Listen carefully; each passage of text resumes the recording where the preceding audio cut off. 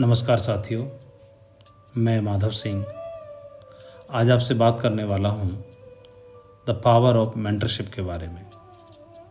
जी, क्या होता है मेंटरशिप का महत्व हमारे बिजनेस में? क्या हमारे बिजनेस में चार चांद लगाने के लिए मेंटरशिप को समझना ज़रूरी है या इनका साथ होना ज़रूरी है? तो मैं कुछ ऐसी बातें करूँगा जिनको मैंने अपने जीवन में उतारा है, जिनको मैंने आजमाया है, जिनको मैंने इस बिज़नेस करने के दरमियान समझा है। कुछ प्रैक्टिकल बातें भी आपके साथ ज़रूर करूँगा। कबीरदास जी कहते हैं, करता करी न कर सके, गुरु करे सब होए, तीन लोक सौ खंड में, गुरु से बड़ा न कोय। धरती सब कागज करूँ, कलम करूँ बन राय, स्याही सब समंदर करूँ, तो भी 100 बार लिखी न जाए। तो हमारे ग्रंथ, बड़े संत लोग, बड़े विद्वान लोग भी गुरु का महत्व बता के चले के गए हैं। गुरु या मेंटर वो जिनका नाम, जिनकी छवि ही आपको मोटिवेट कर सके, वो हो या ना हो, वो प्रत्यक्ष रूप से या अप्रत्यक्ष रूप से इंस्पायर्ड करें आपको। उनकी वाणी, उनका व्यवहार, उनका कर्म आपके अंतर्मन को छू ले, और वो सामने हो या ना हो, जब भी उनकी छवि आती है तो आप मुट्ठी बांध लें। उनकी छवि को याद करके आप अंतर्मन से दृढ़ हो जाएं, क्योंकि मेंटर वो पारस पत्थर होता है जो मूल्यहीन को मूल्यवान बना देता है।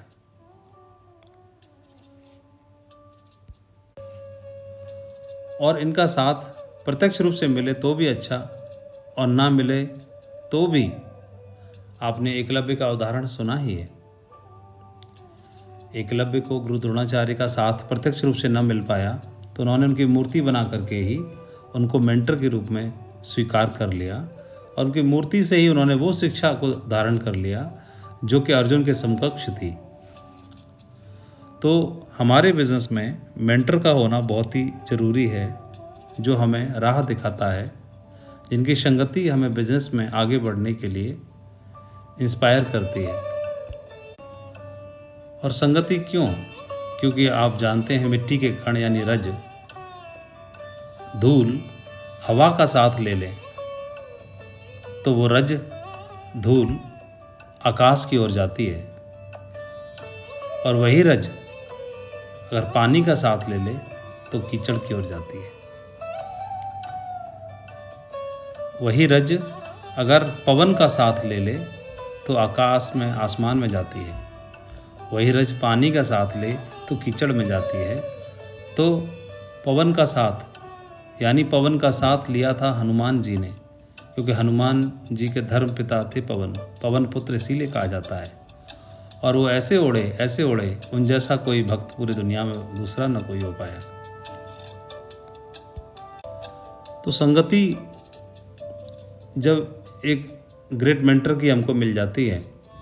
एक बार क्या हुआ, एक जंगल में एक राजा शिकार के लिए जा रहा था, तो रास्ता भूल गया सैनिकों के साथ में, और वो अपने घोड़े पर जा रहा था, अकेला हो गया, और रास्ता भटकते हुए वो एक कबीले वालों के क्षेत्र में पहुंच गया। और वहीं पर एक पेड़ पर एक तोता था। तोता जोर जोर से चिल्लाने लगा, पकड़ लो, दबोच लो, लूट लो, पकड़ लो, दबोच लो, लूट लो। जब जोर जोर से चिल्लाने लगा तो वहाँ पर जो कबीले वाले थे, कुछ डाकू लोग थे, वो डाकू लोग बाहर निकल आए और राजा को घेरने लगे। तो राजा ने जैसे ही देखा तो अपने घोड़े पर सवार होकर के वहाँ से दौड़ पड़े राजा, और जान बचा करके भागे। भागते भागते भागते भागते भागते भागते एक नदी के किनारे पहुँचे, और वहीं पर उनको एक कुटिया दिखाई दी। तो लगा कि कोई साधु का आश्रम है, कोई कुटिया है। वहाँ नज़दीक जाने लगे। वहाँ भी एक पेड़ पर एक तोता बैठा हुआ था, और वो तोता बोलने लगा, बड़े भाग्य के दरवाजे पर कोई मेहमान पधारे, आइए राजन, आइए राजन। राजा तो बड़े आश्चर्य में पड़ गया और साधु के पास जाकर के दोनों बातों को बताया कि एक ही प्रजाति के दो तोते, एक का व्यवहार इस तरह और दूसरे का इस तरह से मैं समझ नहीं पाया। तो कुटिया में जो साधु थे उन्होंने उत्तर दिया सारी बात समझने के बाद में कि बेशक एक ही प्रजाति क्यों ना हो, लेकिन संगति का असर होता है। उस तोते को डाकुओं की संगति मिली थी और इसको साधु की संगति मिली है, तो संगति का असर होता है। और वैसे भी अच्छे एप्पल के साथ में, ताज़ा एप्पल के साथ में एक खराब एप्पल रख दें तो क्या होगा? तो जो अच्छा एप्पल है, सेब है, वो भी खराब हो जाएगा, वो भी दाग वाला हो जाएगा। अब कई लोग बोलेंगे संगति अच्छे की बुरे पर क्यों नहीं पड़ी? तो बुरा ज़्यादा प्रभावी होता है और खराब अच्छे को खराब कर देगा।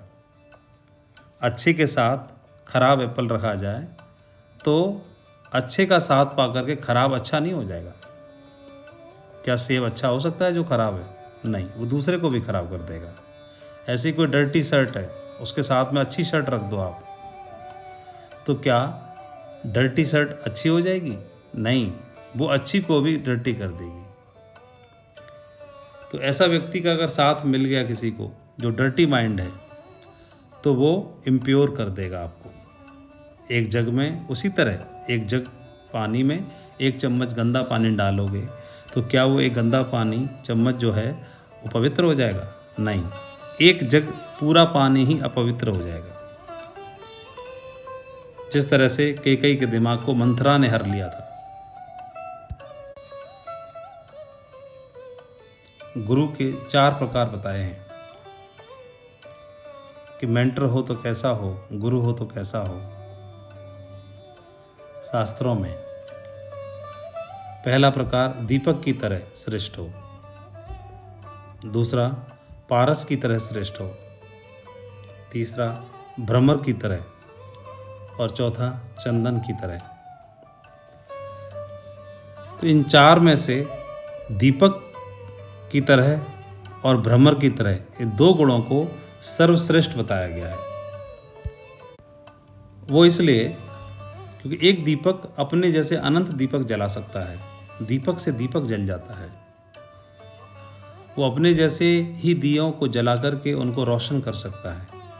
तो एक दीपक 1000 दीपकों को रोशन कर सकता है। इसलिए गुरु दीपक की तरह हो, अपनी तरह हो जाए, अपनी तरह रोशन कर ले। ये सर्वश्रेष्ठ क्वालिटी बताई है। और दूसरी भ्रमर की तरह। तो भंवरा या भ्रमर क्या करता है? वो कीड़ा खाएगा, कीड़े को दबोच लेगा और उसको लहूलुहान करेगा, फिर उसको अपने मिट्टी के धड़ में ले जाके घर में ले जा करके वहाँ छोड़ देता है।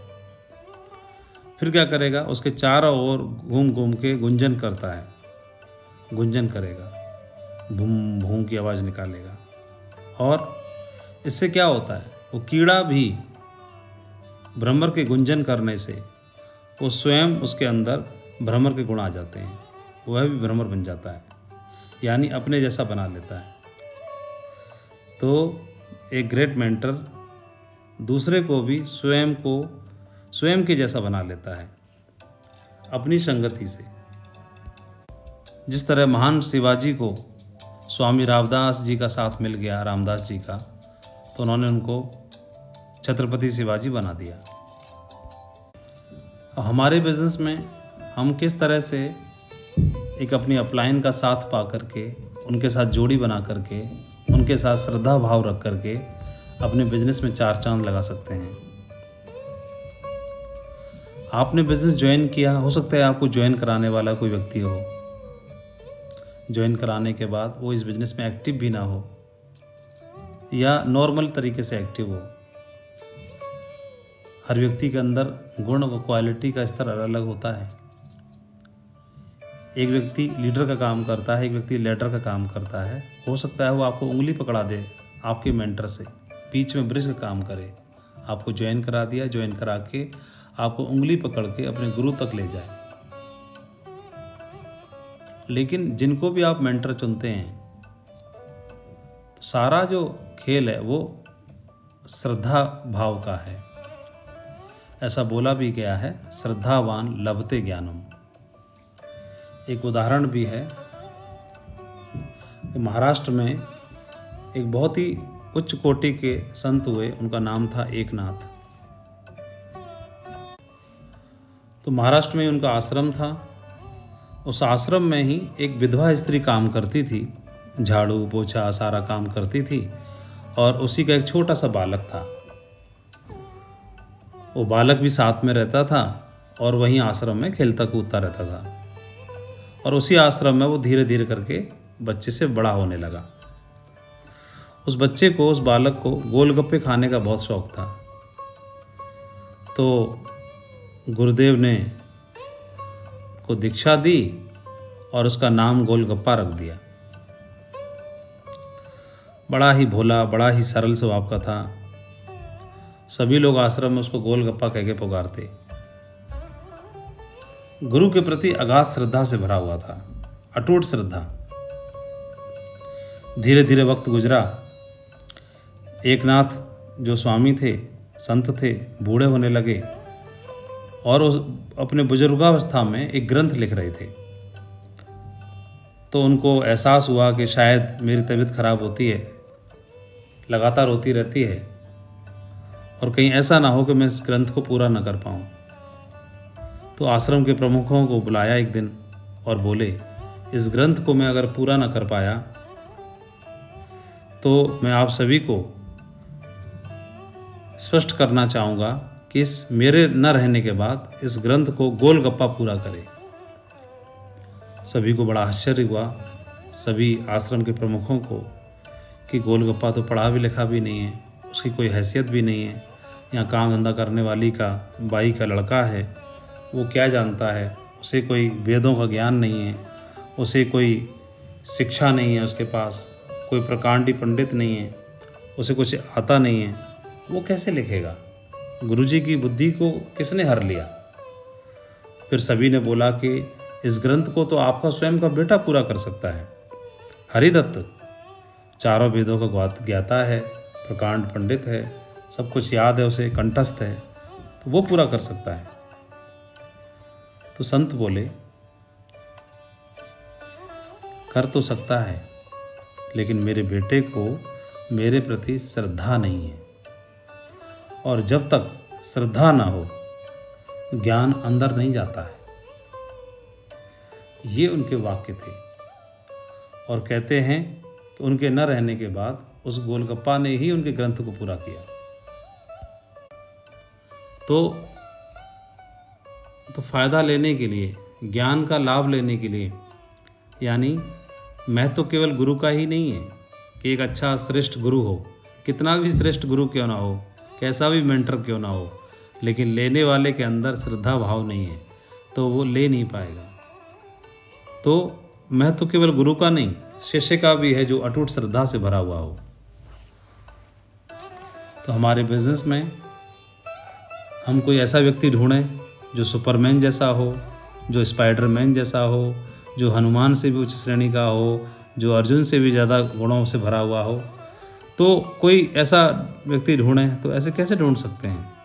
क्या कोई ऐसा वास्तव में हो सकता है क्या? नहीं। तो जिसको मेंटर के रूप में चुनेंगे वो दिखने में आम होगा, साधारण होगा, बोलचाल से, वाणी से, व्यवहार से, लेकिन आपको भी ये देखना होगा कि आपकी श्रद्धा का जो गुण है वही उनको श्रेष्ठ बना सकता है, और उनकी छोटी सी बात से आप बहुत बड़ा फायदा ले सकते हैं। एक उदाहरण से समझते हैं। एक राजा था, बहुत ही प्रजा का ख्याल रखता था। उनकी एक पुत्री थी, वो स्वभाव से बहुत ही धार्मिक, आध्यात्मिक थी और कृष्ण भजन करती थी और ईश्वर के ध्यान में हमेशा रहती। शुरू से ही उसके आचरण को देख करके राजा ने उसके लिए एक सुंदर सा निवास एकांत में बनवा दिया। उसके ध्यान के लिए, साधना के लिए सारे साधन जुटा दिए, और उसका नाम उसके विचार, वाणी के अनुरूप ही, व्यवहार के अनुरूप ही वैराग्यवती रख दिया। तो वो अपने परिवार से, राजपाट से दूर अपने निवास में रहती वहीं ध्यान करती, साधना करती, ईश्वर का ध्यान करती रहती, और उसे कोई भी राजपाट में कोई भी इंटरेस्ट नहीं था और अपना समय काट रही थी। एक दिन की बात है कि रात्रि का पहर था, वैराग्य में डूबा हुआ गीत गा रही थी, मोहे लागी गुरुचरणन की आस, मोहे लागी गुरुचरणन की आस। तो वो अपना वीणा बजा रही थी, अपना गीत गा रही थी। तभी उसी वक्त में एक चोर उसी महल में, वैराग्यवती के महल में सेंध लगाने का प्रयास कर रहा था। पीछे से पाइप पे चढ़ा हुआ। जब उसने इस गीत को, भजन को सुना तो उसके कानों में आवाज गई, मोहे लागी गुरुचरणन की आस। तो उसे लगा कि यहाँ तो गुरु की डिमांड है, और वहाँ से वो वापस चला गया और अपना गुरु का एक वेश धारण करके वापस आया। पाइप से नहीं, अब सीधे दरवाजे पर। वो समझ गया कि गुरु का ही यहाँ महत्व है, क्यों ना गुरु बन के ही चला जाए।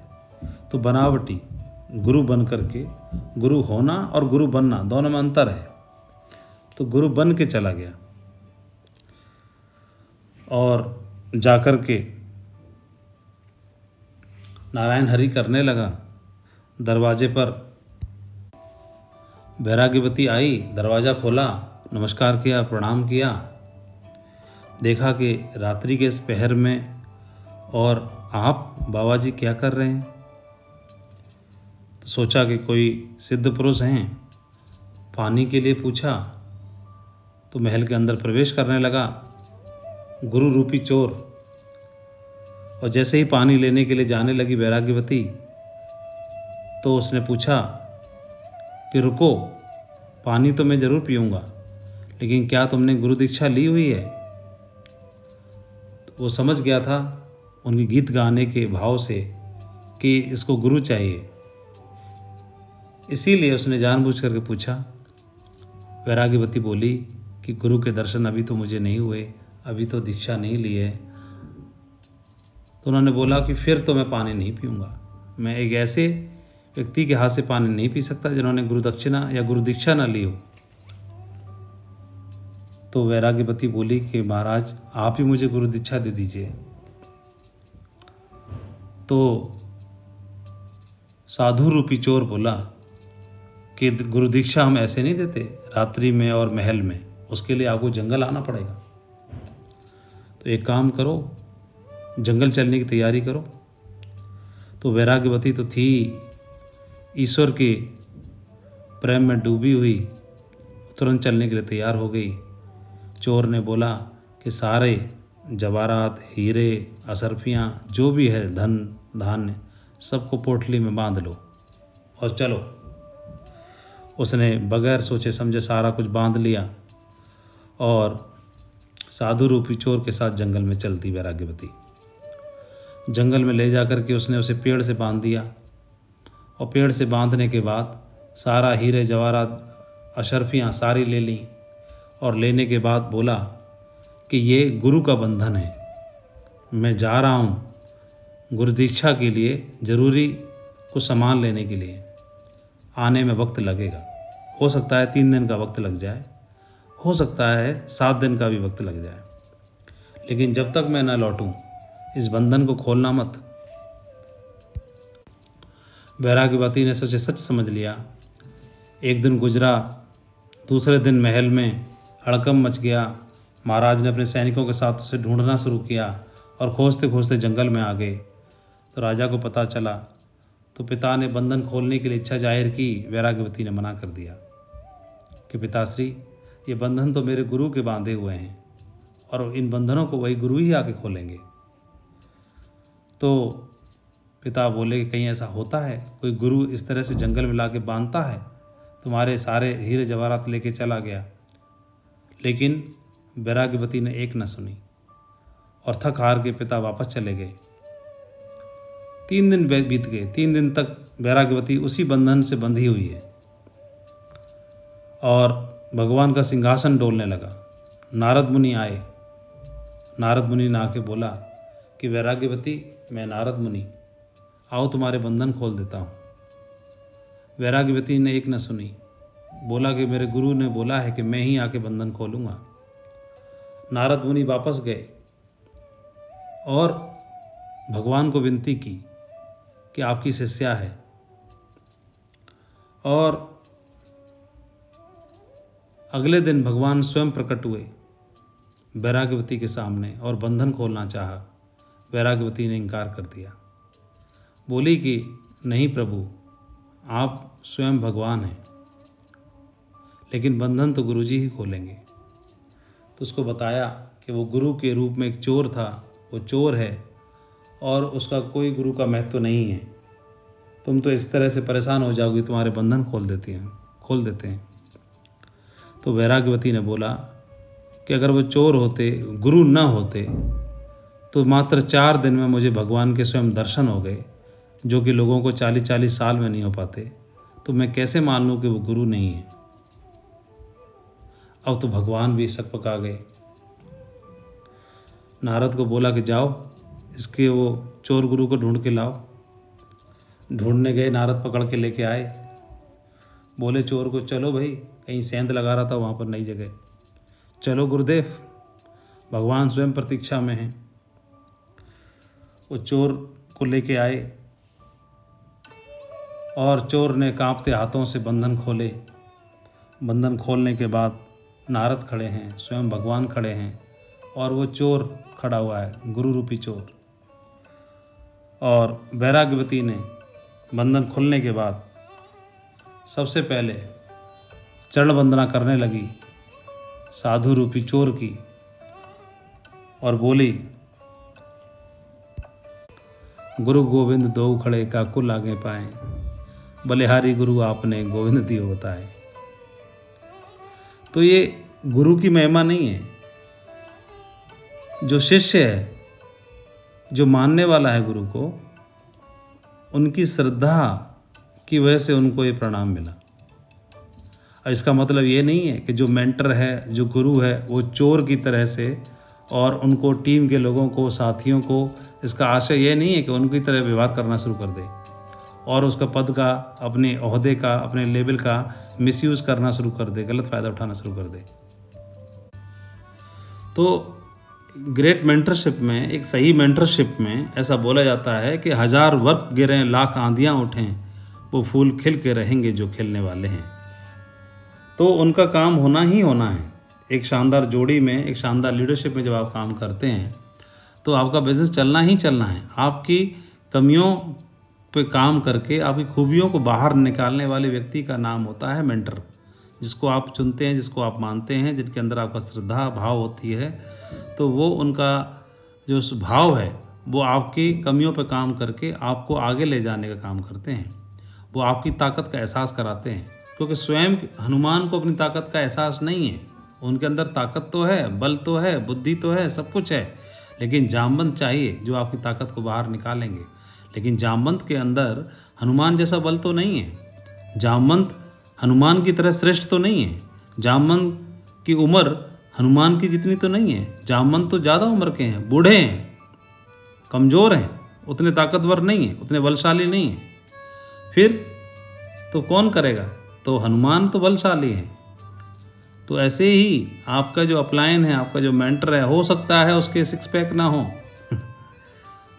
और हो सकता है उसके चेहरे पर उतना तेज ना हो, लेकिन लेने वाले के लिए चाहिए ना। लेकिन उसके अंदर एक गुण है, वो एक गुण ये है कि वो आपके अंदर के भीतर के तत्व को जगा सकता है, आपके गुणों को निखार सकता है और आपको टॉप पे ले जा सकता है। क्योंकि सचिन के गुरु जो आचरेकर जी हैं, उन्होंने थोड़ी 100 सेंचुरी बनाई है। उनको तो भारत रत्न नहीं मिला, लेकिन भारत रत्न पैदा तो कर दिया उन्होंने। आपकी क्वालिटी को बाहर निकालने वाले का नाम होता है मेंटर। इसीलिए संगति करें तो एक ऐसे अच्छे व्यक्ति की, उस अच्छे व्यक्ति का साथ पा करके आपका बिजनेस 4 चांद लगा सकता है और सर्वनाश भी हो सकता है। क्योंकि दुर्योधन ने संगति की थी शकुनी की, सारी सलाह मशवरा शकुनी से करता था, और अर्जुन करते थे भगवान श्री कृष्ण से। और जब मौका मिला दुर्योधन को कृष्ण को मांगने का, तो उन्होंने कृष्ण से कृष्ण को नहीं मांगा, उनकी चतुरांगनी सेना को मांगा। तो इतिहास बताता है, ग्रंथ बताते हैं कि दुर्योधन और अर्जुन दोनों जाते हैं, और जब मांगने की बारी आती है तो एक तरफ कृष्ण थे और एक तरफ उनकी चतुरांगनी सेना थी सशस्त्र। दुर्योधन ने समझदारी दिखाई अपने विवेक से और उसने सेना को चुना, और अर्जुन के हिस्से में भगवान कृष्ण। ठीक इसी प्रकार से हनुमान जी को राम मिल गए, तो राम हिमालय नहीं ला पा रहे, राम समुद्र लांग के नहीं जा पा रहे, लेकिन उसके बावजूद भी हनुमान जी को श्रद्धा है तो राम से ज़्यादा नाम और राम के साथ नाम हनुमान का लिया जाता है। आपका अपलायन आपका गुरु ही नहीं होता, आपका मित्र भी होता है, आपका साथी भी होता है, जिससे आप हर सुख और दुख की बात कर सकते हो। इसीलिए बोला जाता है अपलायन इज योर बेस्ट फ्रेंड। वो आपकी हर कमी को पूरा करता है, एक गुरु की भी, एक मित्र की भी, एक साथी की भी। इस बिजनेस के अंदर, हमारे बिजनेस के अंदर सबसे बड़ा रिवार्ड ये नहीं है कि आपने लेवल हासिल कर लिया या आपने बहुत सारा पैसा कमा लिया।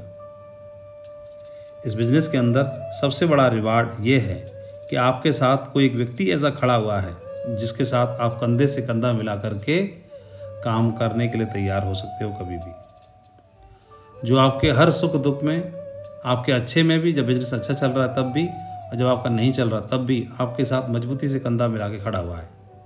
या यूं कह सकते हैं आप उनके साथ मजबूती के साथ, भरोसे के साथ, श्रद्धा के साथ कंधे से कंधा मिला के खड़े हुए हो। Not only look for a good upline but you also be a good upline.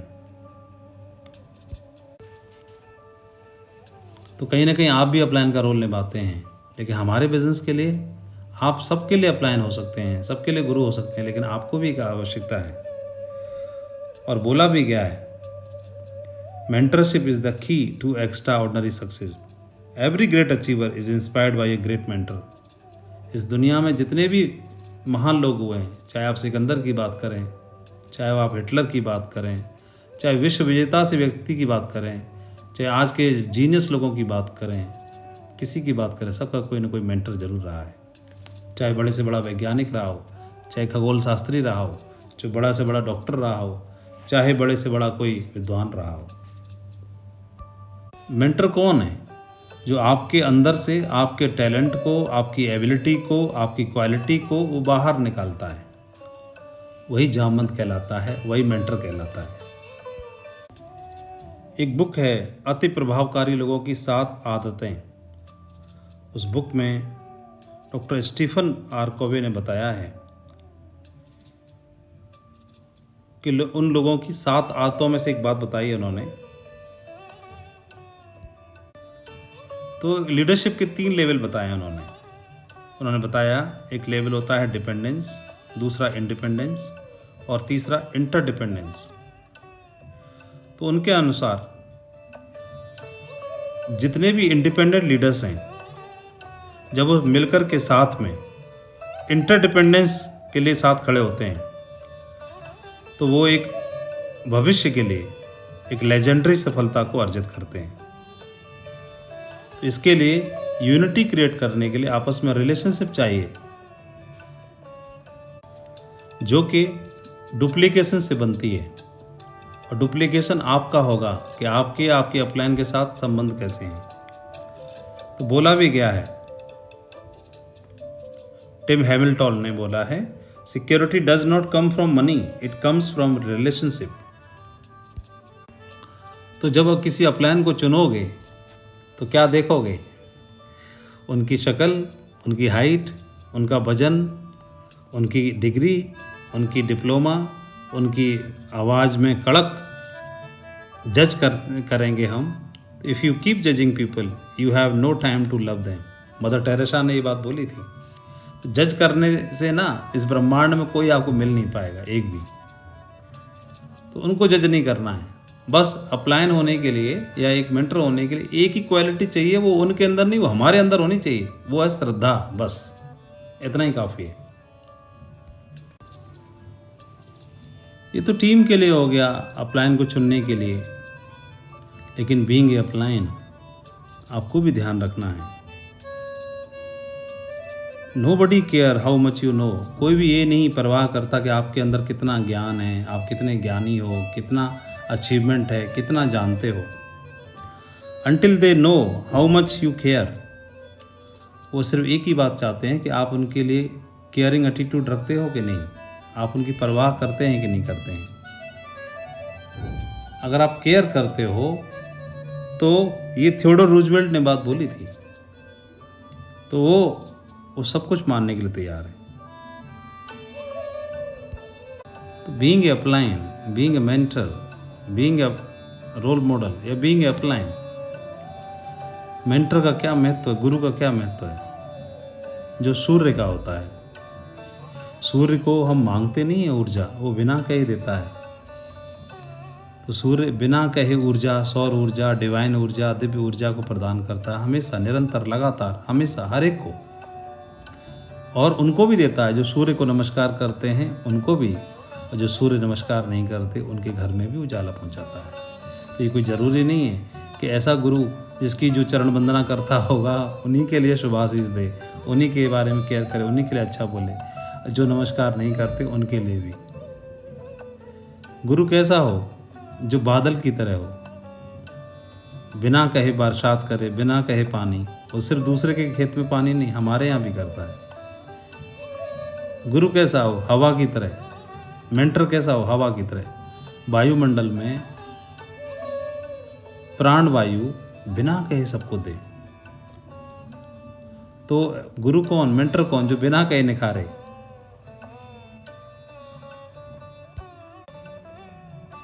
तो वह भी है, कबीरा मन निर्मल भया, जैसे गंगा नीर, पाछे पाछे हरि फिरें, कहत कहत कबीर।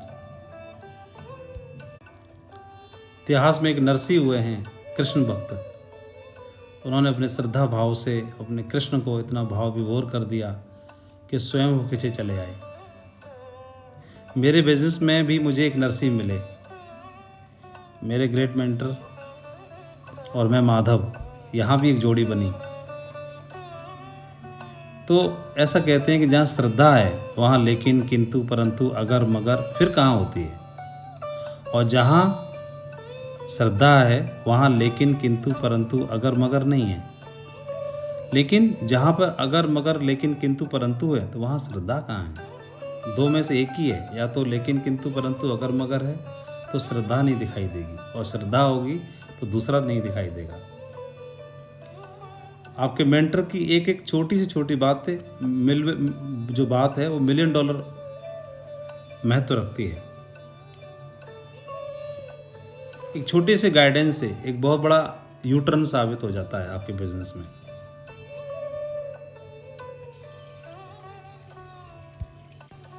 तो मेंटर वो है जो आपके बिजनेस बढ़ाने में जिसको इंटरेस्ट है, आपकी तरक्की में इंटरेस्ट है, आपकी खुशहाली में इंटरेस्ट है, आपके अच्छे में भी, आपके बुरे में भी, हर समय आपके साथ है। वो जो आपकी ताकत का आपको एहसास कराता है। एक महिला थी, वो अपने पिता को बहुत मानती थी, उसके पिता ही उसके लिए मेंटर थे। तो वो पुत्री जब देश छोड़ के ईरान जाने लगी और ईरान की नागरिकता लेने के लिए प्रयास करने लगी, तो पिता ने पुत्री को एक चिट्ठी लिखी। उसमें लिखा, तुम भारत में जन्मी हो, तुम्हें यहीं दफन होना है, और यदि तुम्हें अपने माँ बाप से प्यार है तो विदेशी नागरिकता मत लेना, तुम्हें देश के लिए कुछ करना है। जब उसे ये चिट्ठी मिली तो चिट्ठी ने उसे झकझोर दिया, अपने घर का सारा सामान बेच दिया औने पौने में। ईरान की करेंसी थी, वो कन्वर्टेबल भी नहीं थी उस समय पर, तो दूसरे देश में जाकर उसका कोई मूल्य नहीं था। तो उसने उसके बदले में कुछ अपना सामान खरीदा, फर्नीचर खरीदा और स्वदेश लौट आई। नई दिल्ली में एक छोटे से बेडरूम के मकान के बरामदे से अपना छोटा मोटा फर्नीचर सजा करके एक छोटा सा सैलून खोला, ब्यूटी केयर सैलून। और जिसे देख करके मीडिया ने लिखा था, अद्भुत, भारत में पेरिस की झलक। वो महिला कोई और नहीं, इंडियन हर्बल क्वीन के नाम से नवाजी गई शहनाज हुसैन थी।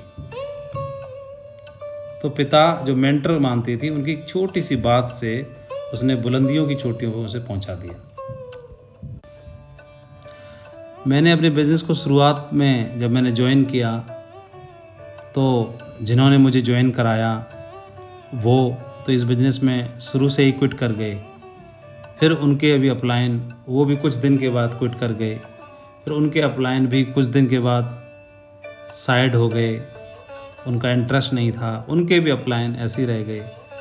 फिर उनके ऊपर अपलाइन थे जिनका मेरे बिज़नेस बढ़ाने में इंटरेस्ट था, जिनका मेरी तरक्की में इंटरेस्ट था, जो मुझे आगे बढ़ते हुए देखना पसंद करते थे, जिनकी बातें मुझे अच्छी लगती थीं, जो प्रतिभा के धनी थे।